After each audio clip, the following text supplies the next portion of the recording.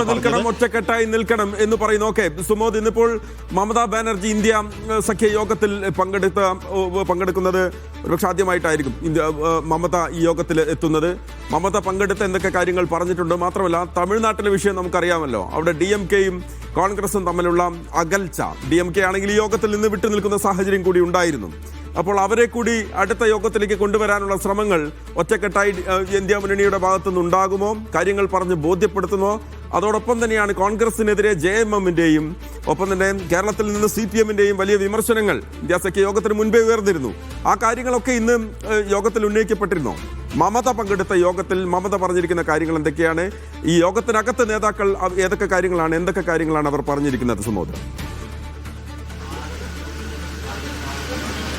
സാധാരണ ഈ ബീഹാറിൽ ഉൾപ്പെടെയുള്ള പാറ്റ്നയിൽ വിളിച്ചു ചേർത്ത ഇന്ത്യ സഖ്യ യോഗത്തിനായാലും മമതാ ബാനർജി പങ്കെടുത്തപ്പോൾ വളരെ ഊർജ്ജസ്വലയായ ഒരു നേതാവിനെയാണ് കണ്ടിരുന്നത്. പക്ഷേ ഇത് പരാജയ ഭാരം മുഴുവനും ചുമലിലേറ്റിയ ഒരു നേതാവ് മമതാ ബാനർജി ആയിരുന്നു ഉണ്ടായിരുന്നത്. മമതാ ബാനർജി എത്തിയപ്പോൾ തന്നെ സോണിയാഗാന്ധി ആശ്ലേഷിച്ചാണ് അവരെ ഉള്ളിലേക്ക് കൊണ്ടുപോവുകയും യോഗത്തിൽ പങ്കെടുപ്പിക്കുകയും ചെയ്തത്. പക്ഷേ അവർ വരുന്നതിന് 5 മിനിറ്റ് മുമ്പാണ് വലിയ ഒരു നടുക്കുന്ന വാർത്ത TMC-യെ തേടിയെത്തിയത്. അവരുടെ ഒരു പ്രധാനപ്പെട്ട MP രാജ്യസഭാംഗം രാജിവെച്ചിരിക്കുന്നു എന്നുള്ളത് തന്നെയാണ്. അത് BJP വീണ്ടും പിടിമുറുക്കുകയാണ്. ഒരു നിയമസഭയിലെ കനത്ത പരാജയത്തിന് ശേഷം ഇപ്പോൾ MP കൂടി രാജിവെക്കുന്നു എന്നുള്ളത് അവർ BJP-യിലേക്കുള്ള ഒരു പോക്ക് തന്നെയാണ് ഈ MP നടത്തിയിരിക്കുന്നത്. അതുകൊണ്ട് സ്വാഭാവികമായും രാജ്യസഭാ സീറ്റിൽ ഒരു ഒഴിവുണ്ടാകും.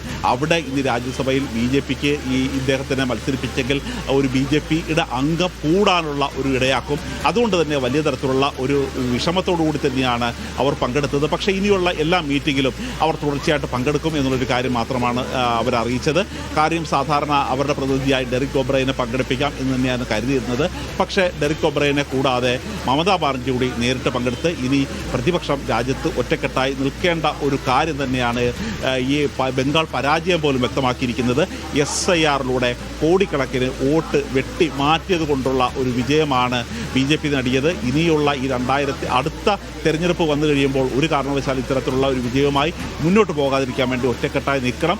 അതൊരു ബംഗാൾ പരാജയത്തിൽ നിന്നും ഒരു പാഠം ഉൾക്കൊണ്ടുകൊണ്ട് ഒറ്റക്കെട്ടായി മുന്നോട്ട് പോകണം എന്നുള്ളൊരു കാര്യം തന്നെയാണ് മമതാ ബാനർജി മറ്റു പാർട്ടി നേതാക്കന്മാരോട് അറിയിച്ചത്. ശരി, സുമോദാണ് വിവരങ്ങൾ നൽകിയത്. ഇന്ത്യ മുന്നണി ഒറ്റക്കെട്ടായി ഐക്യത്തോടെ മുന്നേറാൻ തീരുമാനിച്ചിരിക്കുന്നു. 2 മാസത്തിലൊരിക്കൽ ഇന്ത്യ മുന്നണിയുടെ സഖ്യത്തിന്റെ യോഗം ചേരും. തീരുമാനം ഒന്നിച്ചെടുക്കും, ഒറ്റക്കെട്ടായി മുന്നോട്ട് പോകും, കേന്ദ്രത്തിനെതിരെ ഒരുമിച്ച് പോരാടും. ജനകീയ വിഷയങ്ങൾ അതിൻ്റെ ഗ്രാവിറ്റിയിൽ അതിൻ്റെ അതേ അളവ് ചോരാതെ തന്നെ ജനങ്ങളിലേക്ക് എത്തിക്കും.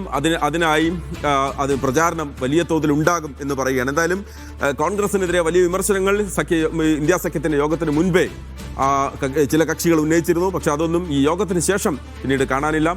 ഒറ്റക്കെട്ടായി ഐക്യത്തോടെ മുന്നേറാൻ ഇന്ത്യ സഖ്യ യോഗം തീരുമാനമെടുത്തിരിക്കുന്നു. സുമോദാണ് ഡൽഹിയിൽ നിന്ന് വിവരങ്ങൾ നൽകിയത്.